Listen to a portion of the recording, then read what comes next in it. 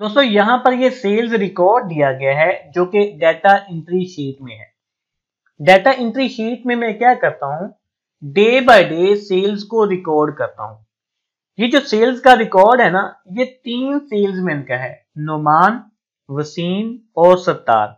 ठीक है, मैं ये चाहता हूँ ये जो तीनों सेल्समैन है ना, इनके नाम की यहाँ पर अलग अलग शीट बनी हुई हो। जैसे ही मैं डाटा एंट्री शीट में कोई एंट्री करूं तो वो एंट्री अपने मुतलका सेल्समैन की शीट में ऑटोमेटिक चली जाए, हमें कोई बटन भी प्रेस ना करना पड़े। ठीक है, इस हवाले से ये वाली वीडियो मैंने पहले बनाई थी जिस पर आप दोस्त बहुत अच्छा रिस्पांस दे रहे हैं।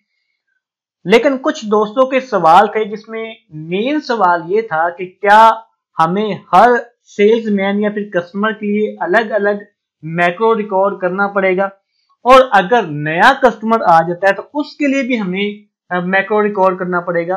तो इस वीडियो के लिहाज से हमें हर कस्टमर या फिर सेल्समैन के लिए अलग अलग मैक्रो रिकॉर्ड करना पड़ता था।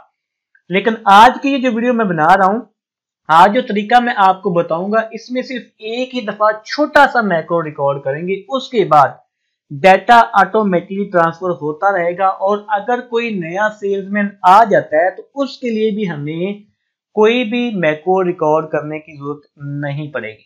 तो चलिए दोस्तों, मैं आपको बताता हूं कि किस तरह आप ऑटोमेटिक डाटा एक शीट से दूसरी शीट पर ट्रांसफर कर सकते हैं।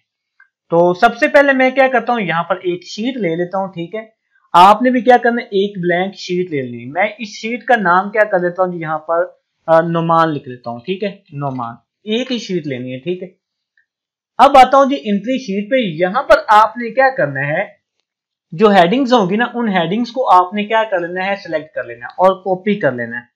कॉपी करने के बाद आपने दूसरी शीट पे आना है जहां पर आपने डाटा को ट्रांसफर करवाना है। ठीक है, वहां पर आके आपने क्या कर देना है, इसको पेस्ट कर देना है। ठीक है, तो मैं इसकी जो विड्थ है इसको थोड़ा सा एडजस्ट कर लेता हूं ताकि डाटा जो है वो सही दिखाई दे। ठीक है, ये एक काम हो गया हमारा।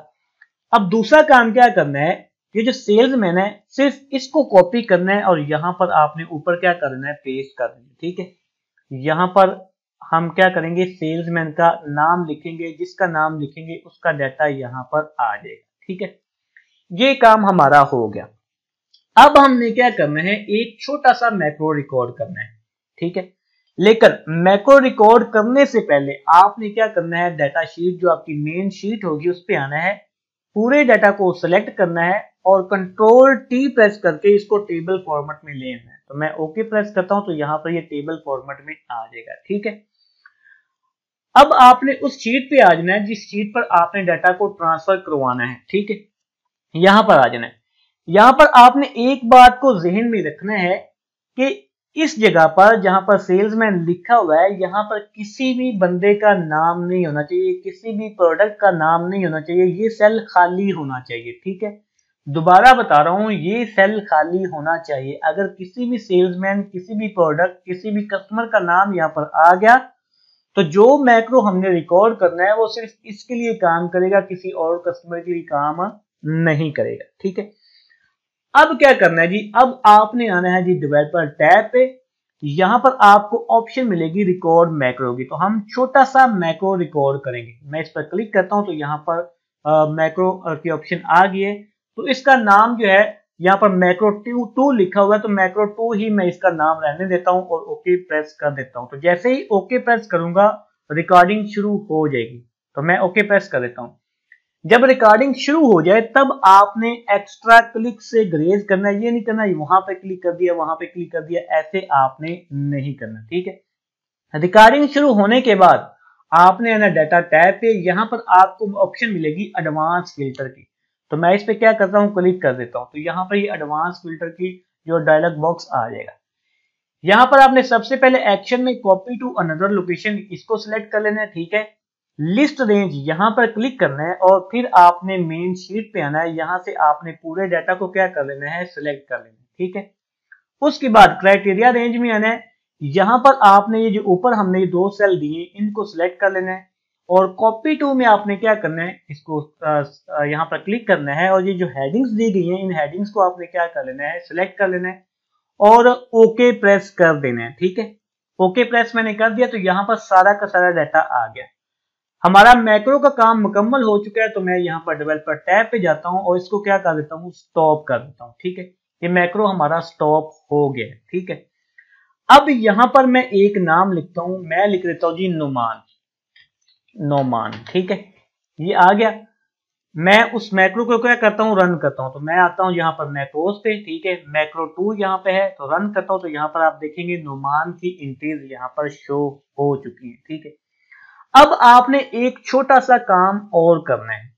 वो क्या करना है, ये जो शीट आ रही है यहाँ पर, ये जो नुमान की शीट है, इसको ऑटोमेटिक करने के लिए हमें बार बार मैक्रो रन ना करना पड़े, इसके लिए आपने क्या करना है, इसको ओपन राइट क्लिक करना है इसके ऊपर और यहाँ पर क्या करना है, व्यू कोड करना है। ठीक है, व्यू कोड जब आप करेंगे तो आपके सामने ये वाली विंडो आ जाएगी। यहां से आपने क्या करना है जी, इसको यहां से आपने सिलेक्ट करना है जी वर्कशीट। ठीक है, और फिर यहां पर आपने सिलेक्ट करना है जी एक्टिवेट। ठीक है, वर्कशीट और एक्टिवेट। ठीक है, यहां पर सिर्फ आपने लिखना है जी कॉल और उसके बाद मैक्रो का नेम लिख लेना है।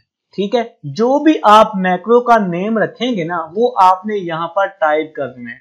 तो मेरे मैक्रो का नेम क्या था, मैक्रो 2, तो मैं यहां पर क्या लिख लेता हूं जी, मैक्रो 2। ठीक है, ये करना है। उसके बाद इसको क्या कर देना जी, खत्म कर देना है, इसको ऐसे ही खत्म कर देना है। ठीक है, ये हो गया।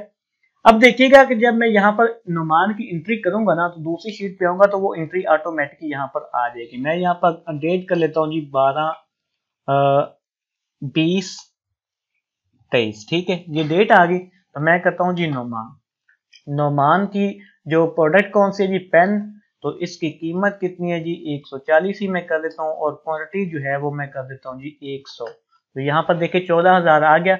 जैसे ही मैं यहाँ पर क्लिक करूंगा तो यहाँ पर आप देखेंगे 20 दिसंबर 2023 नोमान पेन 140, प्राइस कितनी 100 और 14,000 वाली एंट्री आ चुकी है। ठीक है, अब देखिए ये ऑटोमेटिक काम कर रहा है। ठीक है, अब अगर फॉर एग्जांपल न्यू कस्टमर आ जाता है, ये तो एक सेल्समैन की है, बाकी दोनों के हमने बनाने, तो उसके लिए आपने क्या करना है, यहाँ पे आना है, इस वर्कशीट के नाम जहां पर नाम लिखा हो यहाँ पर आपने आना है, कंट्रोल की प्रेस करनी है। ठीक है, और इसकी एक डुप्लीकेट बना लेनी, क्लिक करके जब आप ड्रैग करेंगे तो यहाँ पर डुप्लीकेट बन जाएगी। ठीक है, ये आ गई।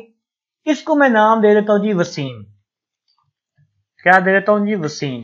ठीक है, और यहाँ पर भी क्या कर देता हूँ जी, वसीम। ठीक है, अभी डाटा चेंज नहीं हो, यहाँ पर मैं क्लिक करता हूँ। उसके बाद जैसे ही यहाँ पर आऊंगा तो आप देखेंगे यहाँ पर क्या हो चुका है जी, वसीम आ चुका है। ठीक है, अब इसकी मैं एक और डुप्लीकेट बना लेता हूँ यहाँ पर।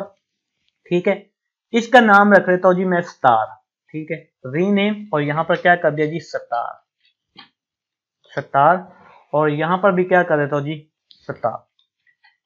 डाटा चेंज नहीं होगा, जैसे ही मैं शीट चेंज करूंगा दोबारा आऊंगा तो यहाँ पर स्टार की एंट्रीज आ जाएंगी।